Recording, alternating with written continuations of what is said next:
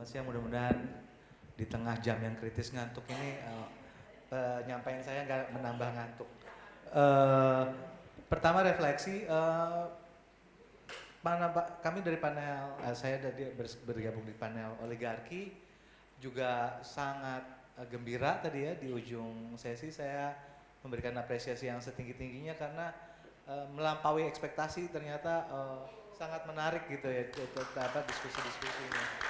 Bahkan kalau dua pembicara di sini sudah menggarisbawahi pentingnya untuk beyond tesis oligarki, sebetulnya di panel itu sudah merintis itu menurut saya gitu ya. Ada banyak sekali upaya untuk mengkaitkan apa-apa yang di dalam teori oligarki sebelumnya atau tesis-tesis oligarki sebelumnya itu tidak didalami ya. Misalnya kaitannya dengan pangan, kaitannya dengan land grabbing, perampasan lahan, kaitannya dengan dan di situ dipercakapkan dengan teori-teori yang lain yang tadi diistilahkan oleh Prof. Linda sebagai melapis. Bahkan mungkin menurut saya bukan melapis teori oligarki, memang diperlukan satu paradigma baru gitu karena persoalannya udah melampaui apa yang disaksikan oleh para pencetus tesis itu ketika 2-3 dekade yang lalu. Dan yang menarik juga selain yang biasanya tone-nya atau nadanya adalah sikap pesimis atau kritis terhadap maha kuasanya oligarki, tadi kalau istilahnya Prof. Linda, apapun masalahnya yang bersalah adalah oligarki, tapi tadi ada dua paper setidaknya yang mengajukan semacam usulan untuk mungkin bukan mengalahkan tapi mengatasi kuasa oligarki dari celah-celah yang masih ada gitu ya, celah-celah yang mungkin juga belum secara seksama kita teliti secara detail gitu ya. Misalnya tadi ada paper dari teman-teman CWI itu mengajukan usulan tentang partai alternatif sebagai suatu ruang hidup yang diperlukan ketika kita berhadapan dengan oligarki, dan satu lagi tentang pentingnya melihat secara seksama bagaimana representasi politik perempuan di dalam politik formal itu sebetulnya secara data itu memiliki perbedaan dibandingkan politisi laki-laki, bahkan ketika mereka harus berhadapan dengan tantangan oligarki politik dan politik oligarki dan oligarki di partai politik. Ya, jadi itu menurut saya di luar ekspektasi. Tadinya prasangkanya semuanya adalah cerita sedih berkuasanya oligarki tanpa tanding, tapi ternyata masih ada celah yang mungkin menurut saya menunjukkan bahwa di kalangan intelektual masih ada aspirasi untuk terus mendorong perubahan politik bahkan di tingkat yang sifatnya prosedural. Walaupun itu sudah disadari bukan satu-satunya wilayah yang perlu. Nah, saya iseng-iseng bikin karena saya takut melenceng kemana-mana, sejauh ini udah agak melenceng, saya bikin coret-coretan refleksi dari panel saat ini, dan karena saya lebih beruntung daripada Prof. Linda dan Mbak Ika, saya bisa lihat semua abstrak. Kurang lebih tema kita tentang demokrasi atau kekuasaan di tangan rakyat itu berhadapan dengan tantangan oligarki, krisis iklim, dan guncangan digital atau di situ saya sebut sebagai relasi sosial politik di mana-mana yang semakin digital. Nah, kalau kita lihat sebetulnya itu setidaknya buat saya mengingatkan bahwa perubahan politik 30 tahun yang lalu itu dan sampai saat ini ketika kita bicara tolong politik, kita sebetulnya cenderung berbicara politik di tingkat negara, state politics gitu. Kita menganggap politik itu keseluruhannya ada di wilayah negara, dan politik negara itu ya berimplikasi kemana-mana, tapi itu politik negara. Dan itu juga salah satu nature-nya dari teori oligarki, beberapa teori oligarki, sehingga dia nggak bisa menangkap di level politik yang lain. Nah, kebetulan saya mendalami studi S3 saya di isu perburuhan, dan di situ berkenalan dengan teorinya Michael Burowitz yang membedakan antara politik negara, politik produksi, dan politik sehari-hari. Saya mencoba meminjam itu untuk menyamakan lah dengan apa yang saya baca dari berbagai abstrak itu.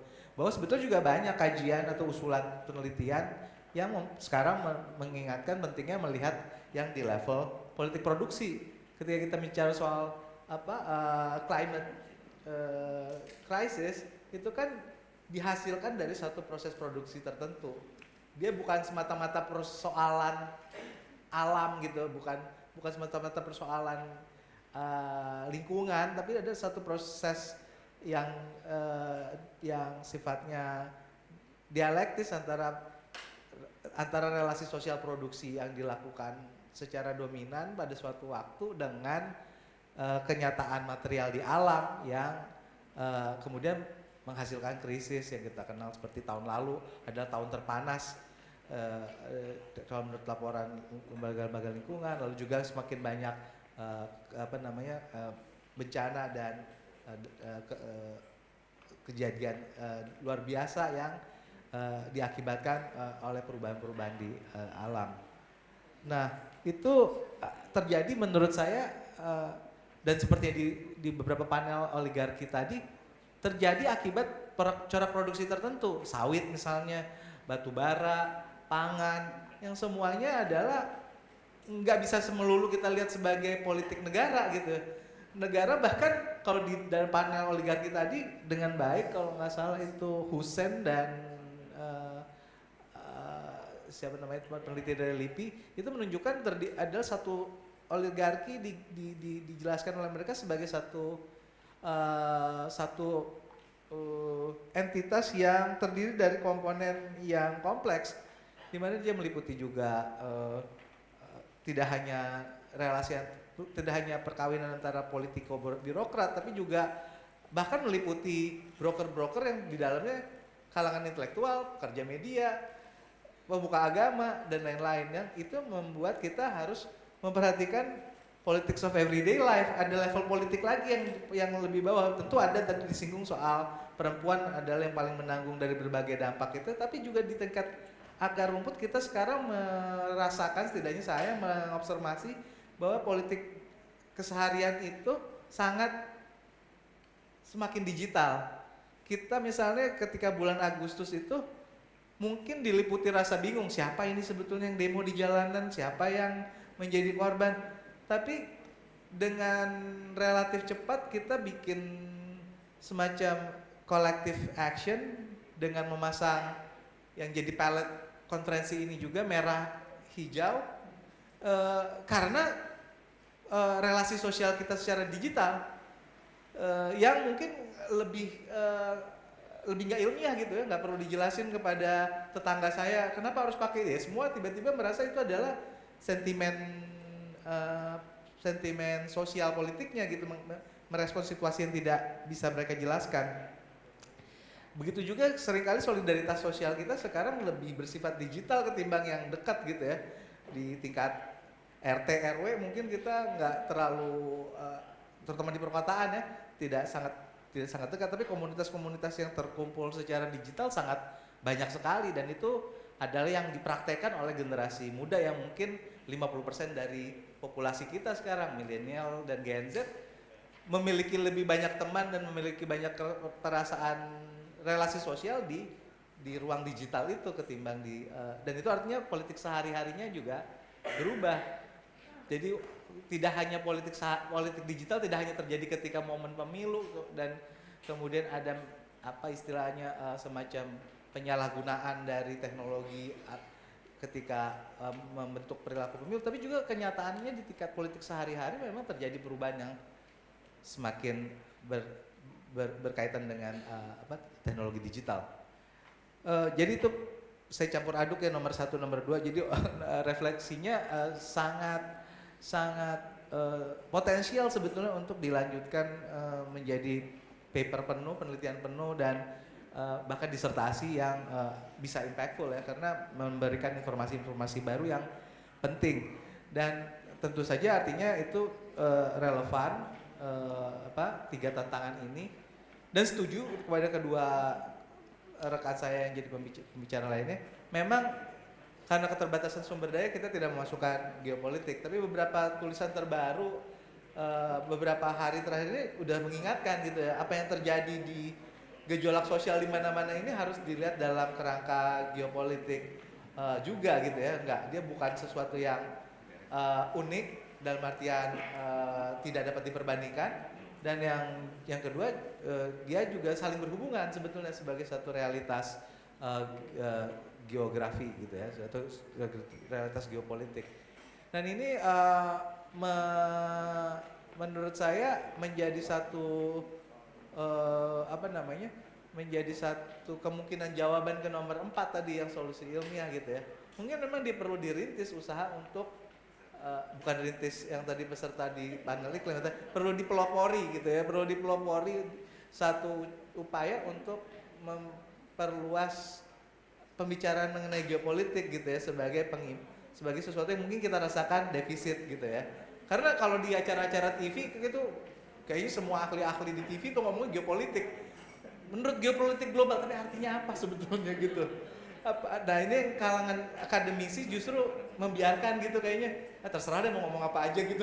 Tapi sebetulnya itu kan kesalahan juga ya, karena sekarang yang terjadi misalnya fenomena One Piece, bendera One Piece kemudian memicu aksi kalangan muda di mana-mana, itu kan satu fenomena geopolitik yang belum ada yang mampu menjelaskan gitu ya. Kebetulan beberapa hari lalu itu saya dikontak oleh seorang penulis yang mantan jurnalis juga, mungkin teman-teman pernah mendengar nama Vincent Belvins yang nulis Jakarta Method dan When We Were Burns. Dia sangat penasaran dengan Indonesia karena dia menulis buku pertamanya tentang Jakarta Method mengenai metode yang digunakan untuk kudeta menuju otoritarianisme dari Indonesia kemudian ke banyak negara Amerika Latin.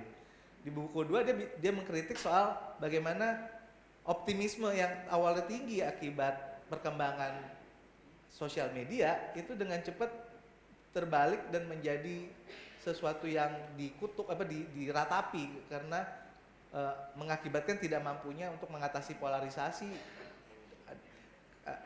walaupun gerakannya semakin horizontal gitu ya, semakin tidak hierarkis. Nah, tapi dia tidak dapat menjelaskan Indonesia. Dia sampai mengirim peneliti untuk menjelaskan apa sih yang terjadi di Indonesia, bagaimana setelah 1 minggu penuh gejolak itu yang dia lihat dari media, apa yang terjadi setelah itu, program politik apa yang muncul dari gejolak itu, atau gerakan semacam apa, karena ini untuk pertama kalinya kayaknya gerakan tanpa nama gitu ya. Kan sebelumnya ada Indonesia Gelap, Indonesia Darurat, Reformasi di Korupsi, yang kemarin kita mau sebutnya apa? Negara menyebutnya sebagai kerusuhan. Gerakan masyarakat sipil tentu tidak mau menyebutnya kerusuhan, tapi apa dari gerakan itu? Tapi kita dapat merasakan satu guncangan yang terjadi akibat retakan struktural dan kultural, tapi kita masih di dalam situasi kebingungan untuk mendefinisikan ini apa. Nah, menurut saya ini jadi berhubungan dengan 3 tema ini. Kalau saya boleh sedikit melaporkan, dalam waktu yang baru-baru ini sejak tanggal 25 itu ya saya dan beberapa kawan akademisi ya jadinya terhubung banyak dengan teman-teman mahasiswa ya. Karena mereka juga mengalami kebingungan ketika mereka harus merespon apa yang terjadi. Lalu juga tadi diingatkan oleh Prof. Linda, ada perasaan saling tidak percaya di gerakan sosial atau kelambanan untuk menjelaskan apa yang terjadi. Nah, salah satu yang mungkin kita perlu ketahui bahwa yang dilakukan oleh, sebutlah ini sebagai satu kesatuan, sebagai oligarki, itu mungkin harus dipahami juga sebagai pertanda krisis yang serius. Karena dari oligarki yang maha kuasa dan tanpa tanding itu juga tampaknya tidak mampu memberikan jawaban sekarang. Tidak mampu memberikan satu pernyataan yang dapat memadamkan seluruh keresahan dan perlawanan. Bahkan masih mendeklarasikan perburuan kepada anak muda. Sampai hari ini ada sekurangnya 960 orang menjadi tahanan politik. Situasi peristiwa politik yang fenomena politik yang saya nggak ingat pernah terjadi seperti ini kecuali di tahun 97-98 ketika ada perburuan terhadap PRD, jumlahnya juga nggak sampai 960 orang. Dan itu menjadi satu pertanyaan politik yang besar, apa yang sedang terjadi gitu. Apakah ini penanda dari suatu sistem yang sangat kuat sehingga dia harus menangkapi orang-orang muda tanpa alasan yang jelas dan tanpa ada satu agenda politik yang sudah solid gitu ya. Kan beda kalau di tahun 65 ada PKI sebagai musuh bersama gitu, sebagai yang diarahkan untuk dilawan bersama-sama, atau tahun 96-98 itu PRD. Sekarang siapa? Masa mau mengarahkan untuk melawan anak muda gitu? Sempat ada ininya pembingkaiannya anarko, tapi anarko itu apa kan gak jelas gitu di mana. Kita mau yang jelas yang dirasakan yang kemudian dikejar-kejar oleh negara adalah anak muda, urban proletariat digital, ojol dan lain-lain yang sangat terdampak, dan perempuan karena banyak yang mengalami perburuan dan doxing itu justru teman-teman perempuan yang bukan konvensional aktivis gitu ya. Jadi menurut saya mungkin pertanyaan-pertanyaan yang ada di dalam konferensi ini harus juga diarahkan kepada situasi yang hari-hari ini yang di luar ruangan ini, di mana kita punya, saya nggak mewajibkan siapapun di sini, tapi menurut saya sebagai pertanyaan reflektif itu perlu ada jawaban, karena tidak adanya penjelasan politik tentang apa yang terjadi tentu akan mempengaruhi pilihan-pilihan politik yang akan dilakukan oleh banyak kekuatan sosial di masyarakat. Dan menurut saya nanti kita tanya Pak Ujang sebagai perwakilan dari kekuasaan, apakah memang kekuasaan juga tidak merasakan kebingungan gitu, karena kelihatannya tidak ada jawaban yang meyakinkan gitu ya dari berbagai pernyataan resmi negara. Dan kita menjelang tanggal 20 Oktober yang adalah 1 tahun pemerintahan Prabowo Gibran. Nah, kita akan melihat nih di dalam hari-hari ini apakah 1 tahun itu akan mampu menghindari pertanyaan dari kalangan muda yang sekarang sedang diserang gitu ya. Mengapa dalam 1 tahun justru musuh negara adalah generasi muda? Apa yang akan jadi konsekuensi dari sikap negara yang seperti itu? Nah, terakhir mungkin apakah saya mesti melaporkan juga, karena saya sedang mengikuti secara parsial seksama dari beberapa yang dikejar-kejar itu, tidak sedikit diantaranya adalah anak-anak muda yang selama waktu sebelum mereka ditangkap atau dikriminalisasi sudah memberikan simpatinya kepada kasus-kasus lingkungan hidup, karena di seluruh Indonesia banyak sekali terjadi kasus-kasus ekstraktivisme yang menimbulkan korban di masyarakat, dan yang di luar media yang konvensional anak muda ternyata menggunakan metode mereka sebutnya sebagai zain atau menulis secara online dan kemudian saling terhubung di dunia digital. Tapi kelemahannya juga di dunia digital itu juga mereka kemudian dilacak dan dikejar. Jadi banyak yang ditangkap bukan karena kerusuhan yang terjadi atau kericuhan di jalanan di antara 25-29, tapi ada titipan untuk melakukan peredaman terhadap mereka yang memiliki praktek sosial melawan oligarki dan krisis iklim yang kebanyakan dilakukan oleh generasi muda yang nggak memiliki, mungkin relatif tidak memiliki beban untuk melakukan itu ketimbang dosen yang takut BKD-nya nggak tercukupi atau mahasiswa yang takut kalau dia nanti nggak lulus. Tapi banyak sekali anak muda yang memiliki reaksi politik seperti itu. Nah, saya nggak mau meromantisir itu sebagai solusi dari problem oligarki, tapi itu adalah kontradiksi yang mesti tadi disoroti oleh pembicara lain, yang mesti diperhatikan gitu ya. Karena mungkin itu menjadi agensi yang diperlukan di saat semua kelompok ini sedang kebingungan. Tidak ada tesis politik seperti misalnya tahun 1998 di mana dengan mudah solusinya ada di tingkat negara, politics of the state. Seluruh ahli dari dunia datang ke Indonesia menawarkan teori transisi demokrasi. Berkali-kali bikin seminar, lakukanlah konsolidasi elit, jangan berkelahi di antara elit, nanti diambil alih sama militer. segera lakukan pemilu yang fair and free and fair, dan bentuk lembaga pemantau pemilu dan seterusnya. Itu semua mudah di tahun 98, apa namanya, tesis-tesis atau argumen-argumen teoretik untuk menjelaskan situasi dari gelap ke terangnya ada gitu ya. Tapi di tahun 2025 ini bukan cuma di Indonesia, di mana-mana memang gelap gitu, dan mungkin forum-forum seperti konferensi ini bisa bersifat lebih publik ketimbang terbatas buat konsumsi akademik gitu ya. Tapi tentu dengan kualitas akademik ya, karena saya rasa kehausan atau dahaga dari publik tentang pengetahuan yang bisa menjawab pertanyaan-pertanyaan di kehidupannya memang nyata. Tadi laporan dari Mbak Ika kan yang didownload oleh masyarakat adalah yang bersifat data gitu ya, karena mereka tidaklah seperti yang disangkakan yang sama sekali tidak peduli sama politik. Mereka punya rasa curiosity setidaknya, bener nggak sih data yang atau informasi yang diberikan kepada, tapi nggak ada mungkin organisasinya gitu untuk mempercakapkan itu, karena selama ini politik aja di tingkat state, dan percakapan berarti menjelang pemilu, dan yang lakukan adalah partai politik, dan partai politik dikuasai oleh oligarki, dan kita tahu the rest is history. Kita udah tahu yang terjadi adalah sejarah siklus yang berulang gitu ya. Tapi apakah itu akan terus berulang? Saya kok mengambil pertaruhan untuk berspekulasi, bisa jadi enggak, karena kayaknya ini menyerupai apa yang dikatakan oleh Antonio Gramsci sebagai kekuasaan yang lama sudah sekarat, tapi kekuasaan yang baru atau kekuatan yang baru belum muncul. Nah, tapi politik selalu membenci yang sifatnya kosong atau void. Kalau tidak diisi oleh satu tesis-tesis yang membawa Indonesia lebih demokratis, maka itu bisa diisi dengan tesis-tesis atau gagasan-gagasan yang tidak hanya reaksioner tapi juga destruktif.